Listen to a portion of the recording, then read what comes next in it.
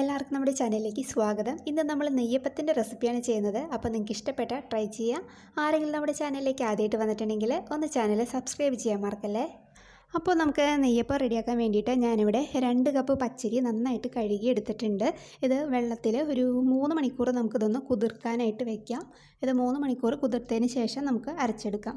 അപ്പോൾ ആ നേരം കൊണ്ട് നമുക്ക് ഇതിലേക്ക് വേണ്ട ശർക്കരപ്പാനി ഒന്ന് റെഡിയാക്കാം. ഒരു 4 അച്ച് ശർക്കര ഞാനൊരു പാത്രത്തിലേക്ക് ഇട്ടിട്ടുണ്ട്. ഇതിലേക്ക് 1 കപ്പ് വെള്ളം ഒഴിച്ചിട്ട് നമുക്കൊന്ന് പാനിയാക്കി എടുക്കാം. അപ്പോൾ ഫ്ലെയിം ഓൺ ചെയ്തിട്ടുണ്ട്. ഹൈ ഫ്ലെയിമിൽ ഇട്ടിട്ട് തന്നെ നമുക്കിതൊന്ന് പാനിയാക്കി എടുക്കാം. അപ്പോൾ അതാ നമ്മുടെ ശർക്കരപ്പാനി ഇവിടെ റെഡി ആയിട്ടുണ്ട്. ഞാൻ ഫ്ലെയിം ഓഫ് ചെയ്ത് കൊടുത്തിട്ടുണ്ട്. ഇനിയിപ്പോൾ നമുക്ക് ഇത് ഒന്ന് മാറ്റി വയ്ക്കാം. തണുത്തതിന് ശേഷം നമുക്കിതൊന്ന് അരിച്ചെടുത്ത് മാറ്റി വയ്ക്കാം. അപ്പോൾ ഇതാ ഇവിടെ ഒരു 3 മണിക്കൂർ കഴിഞ്ഞിട്ടുണ്ട്. നമ്മുടെ അരി ഞാൻ വെള്ളത്തിൽ നിന്ന് മാറ്റി നമ്മുടെ മിക്സിയുടെ ജാറിലേക്ക് ഇട്ട് കൊടുത്തിട്ടുണ്ട്. ഇനി ഇതിലേക്ക് നമ്മൾ തയ്യാറാക്കി വെച്ചിരിക്കുന്ന ശർക്കരപ്പാനിയിൽ ഒരു 1/2 കപ്പ് ഞാൻ ഇതിലേക്ക് ചേർക്കുകയാണ്. ഇനി ഇതിലേക്കൊരു 8 ഏലക്ക ചേർക്കുന്നുണ്ട്. നിങ്ങൾക്ക് ഇതിന് പകരം വേണമെന്നുണ്ടെങ്കിൽ 1-2 ടേബിൾ സ്പൂൺ ഏലക്കയുടെ പൊടിയായാലും ചേർത്ത് കൊടുക്കാം. ഇനി ഇതിലേക്കൊരു 2 ടേബിൾ സ്പൂൺ മൈദ ചേർക്കുന്നുണ്ട്. ഞാനിപ്പോൾ കുറച്ച് സോഫ്റ്റ് ആയിട്ടുള്ള നെയ്യപ്പമാണ് തയ്യാറാക്കുന്നത്, അതുകൊണ്ടാണ് മൈദ ചേർക്കണേ. നിങ്ങൾക്ക് വേണ്ടെങ്കിൽ ഇത് അവോയ്ഡ് ചെയ്യാം. ഇനി ഇതിലേക്ക് കുറച്ച് ഉപ്പും കൂടി ചേർക്കാം. ഇനി ഇത് നമുക്കൊന്ന് അരച്ചെടുത്തിട്ട് കൊണ്ടുവരാം. അപ്പോൾ ഇത് അരച്ചെടുക്കുമ്പോൾ ഒത്തിരി അങ്ങോട്ട് ഫൈനായിട്ട് അരയ്ക്കരുത്, ചെറിയ തരികളോട് കൂടിയിട്ട് വേണത് അരച്ചെടുക്കാൻ. അപ്പോൾ ഇതാ ഞാനിവിടെ അരച്ചെടുത്ത് കൊണ്ടുവന്നിട്ടുണ്ട്. ഇത് നമുക്കൊരു പാത്രത്തിലേക്ക് ഒഴിച്ച് കൊടുക്കാം. എന്നതിന് ശേഷം ഇതിലേക്ക് 1 ടേബിൾ സ്പൂൺ എള്ള് ഞാൻ ചേർക്കുകയാണ്. പിന്നെ 1 ടേബിൾ സ്പൂൺ നെയ്യ്, ഇത്രയും ചേർത്ത് കൊടുത്ത് നമുക്ക് നന്നായിട്ടൊന്ന് ഇളക്കിയെടുക്കാം. അപ്പോൾ അതവിടെ നന്നായിട്ട് മിക്സ് ചെയ്ത് എടുത്തിട്ടുണ്ട്. അപ്പോൾ നമ്മൾ തയ്യാറാക്കിയ ശർക്കരപ്പാനിയിൽ ബാക്കിയുള്ള ശർക്കരപ്പാനി ഞാനിപ്പോൾ മാറ്റി വയ്ക്കുകയാണ്.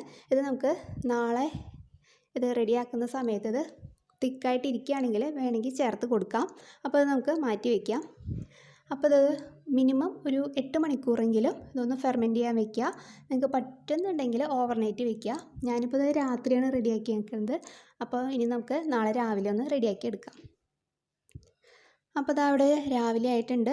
നമ്മൾ ഇന്നലെ തയ്യാറാക്കിയ നെയ്യപ്പത്തിൻ്റെ മാവ് ഞാനൊന്ന് മിക്സ് ചെയ്തെടുത്തിട്ടുണ്ട്. അപ്പോൾ ഇതിപ്പോൾ കുറച്ച് തിക്കായിട്ടിരിക്കുകയാണ്. അപ്പോൾ നമ്മൾ ഇന്നലെ എടുത്ത് വെച്ചിരിക്കുന്ന ശർക്കരപ്പാനിയിൽ നിന്ന് കുറച്ചിനകത്തേക്ക് ഒഴിച്ചിട്ടൊന്ന് ലൂസാക്കി എടുക്കുന്നുണ്ട്.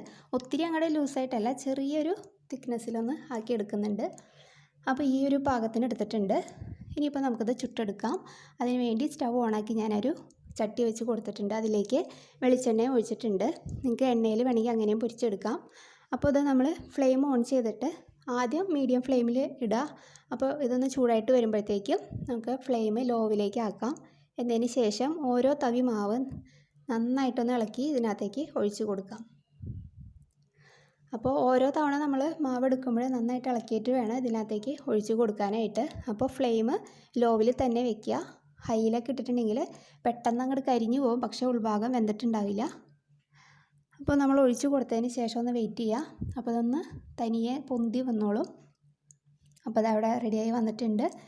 അപ്പോൾ ഇതിൻ്റെ മുകളിലേക്ക് കുറേശ്ശെ എണ്ണ ഇതേപോലെ ഒന്ന് ഒഴിച്ച് കൊടുക്കുക. അപ്പോൾ 2 ഭാഗം ഒരേപോലെ ഒന്ന് വെന്ത് കിട്ടാൻ വേണ്ടിയിട്ടാണ് അങ്ങനെ ചെയ്യുന്നത് കേട്ടോ. അപ്പോൾ ഇനി നമുക്ക് ഒന്ന് തിരിച്ചിട്ട് കൊടുക്കാം. അപ്പോൾ നമ്മുടെ മാവ് കറക്റ്റാണെങ്കിൽ നന്നായിട്ടിത് പൊന്തി വരും.